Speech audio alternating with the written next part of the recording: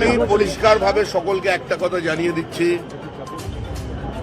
বিজেপির পতাকা নিয়ে কোথাও যদি কোনো রাজনৈতিক হিংসা চলে, কোনো তৃণমূল অফিসের উপরে আক্রমণ হয়, মুখ্যমন্ত্রীর পরিবারের প্রতি বাড়ির সামনে দাঁড়িয়ে যদি কদর্য ভাষা ব্যবহার করা হয়, তাকে দল থেকে বার করে দেব, সেই অধিকার আমার পার্টির সংবিধান আমাকে দিয়েছে।